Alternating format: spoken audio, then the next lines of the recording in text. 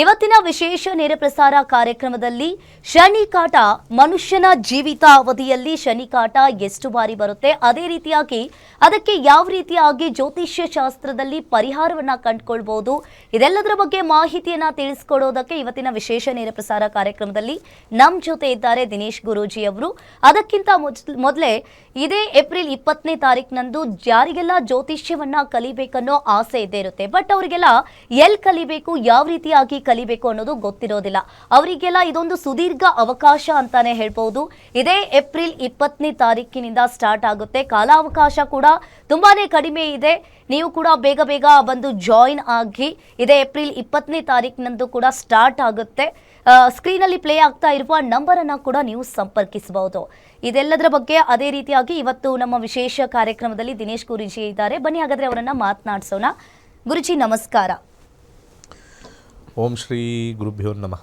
ಹರಿ ಓಂ. ಜ್ಞಾನಾನಂದಮಯಂ ದೇವಂ ನಿರ್ಮಲ ಸ್ಫಟಿಕಾಕೃತಿಂ ಆಧಾರಾಂ ಸರ್ವವಿದ್ಯಾನಾಂ ಹಯಗ್ರೀವ ಉಪಾಸ್ಮಹೆ. ಓಂ ನಮೋ ಭಗವತೆ ವಾಸುದೇವಾಯ. ಓಂ ನಮೋ ನಾರಾಯಣಾಯ.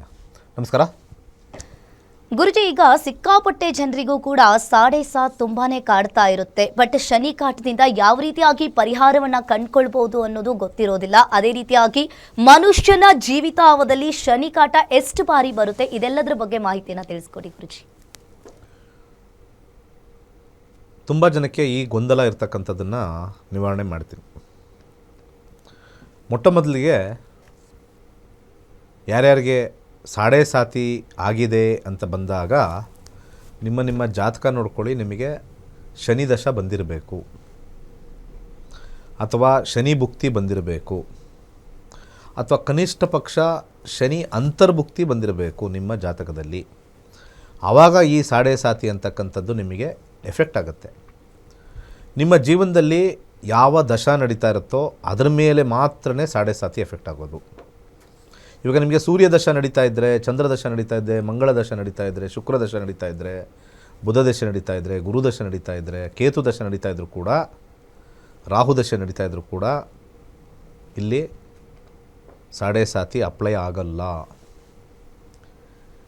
ಕೆಲವು ಜ್ಯೋತಿಷಿಗಳು ಹಾಗೆ ಕೆಲವು ಅರ್ಚಕರು, ಪುರೋಹಿತರು, ಜ್ಯೋತಿಷ್ಯ ಹೇಳ್ತಕ್ಕಂಥ ಅರ್ಚಕರು, ಪುರೋಹಿತರು ಸುಮ್ಮನೆ ಏನಾರು ಒಂದು ಮದುವೆ ಸಮಸ್ಯೆ ಅಂತ ತೊಗೊಂಡೋದ್ರೆ ಅದನ್ನು ಸಾಡೆ ಸಾತಿಗೆ ಹೇಳ್ತಕ್ಕಂಥದ್ದು ವಾಡಿಕೆಯಲ್ಲಿರ್ತಕ್ಕಂಥದ್ದು. ಹಾಗೆ ಭಾಳಷ್ಟು ಜನಕ್ಕೆ